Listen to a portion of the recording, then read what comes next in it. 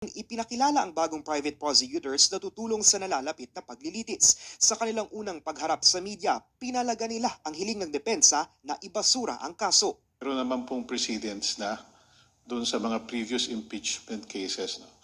Doon po sa kaso ni President Erap at saka ni former Chief Justice Corona, no? That the defense attempted to raise issues to have the case dismissed at yun po ay binasura ng impeachment court. Also premature for them to be raising lack of evidence without first allowing the prosecution to present its evidence.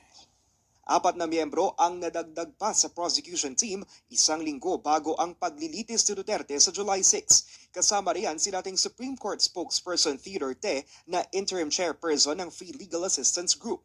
Magsisilbing prosecutors ang 2 miyembro ng kilalang law firm na Chan Robles and Associates, sina Arnold Labay at Reynaldo Robles. Si Robles ay dating abogado ni dating Senador Sonny Trillanes, kilalang kritiko ng mga Duterte.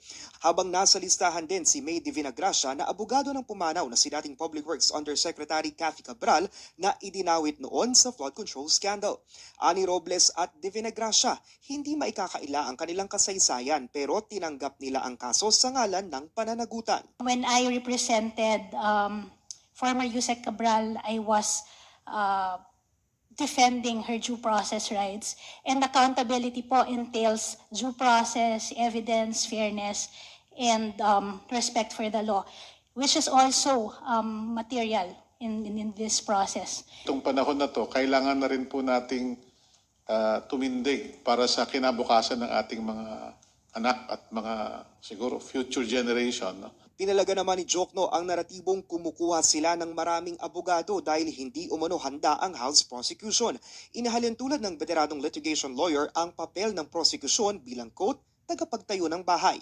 Sa pagpapatayo ng bahay, maraming plano yan, maraming gagawin. Kailangan mo pa ng kontraktor, kailangan mo ng mga karpentero, mga master carpenter at iba pa.